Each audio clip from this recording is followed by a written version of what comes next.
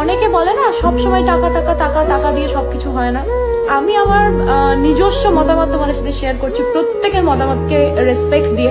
তোমার কাছে যদি টাকা থাকে না, তুমি দুনিয়ার সবার থেকে খুশি থাকবে, বিশ্বাস করো। তোমার যদি মুড অফ থাকে, তুমি গিয়ে একটা অ্যাপেল ওয়াচ কিনে নিতে পারবে। তোমার যদি মুড অফ থাকে, তুমি একটা গিয়ে গাড়ি কিনে নিতে পারবে। তোমার মুড অফ থাকলে তুমি ট্রাভেল করতে পারবে, পুরো দুনিয়া ঘুরতে পারবে। তুমি এমনি হ্যাপি হয়ে যাবে, তোমার পাশে কেউ থাকুক কেউ না থাকুক। আমার মন খারাপ লেগেছে, আমি কেঁদেছি, বন্ধ ঘরে কাঁদবো। সেটা বাইরে বেরোলে, আমি যখন দরজা খুলে বাইরে বেরোবো, কাউকে সেটা দেখাবো না। লোককে যদি তুমি তোমার দুর্বল জায়গাটা দেখিয়ে দাও, লোকে সেখানেই বারবার অ্যাটাক করবে। এটাই লোকের ধর্ম, মানুষের ধর্ম এটা। আমি ছোটবেলা থেকে বহু মানুষকে দেখেছি, বহু মানুষকে পাল্টে যেতে দেখেছি, বহু মানুষকে ভালো হতে দেখেছি। বহু খারাপ বন্ধু ভালো বন্ধু হয়ে গেছে, আর ভালো বন্ধু খারাপ বন্ধু হয়ে গেছে।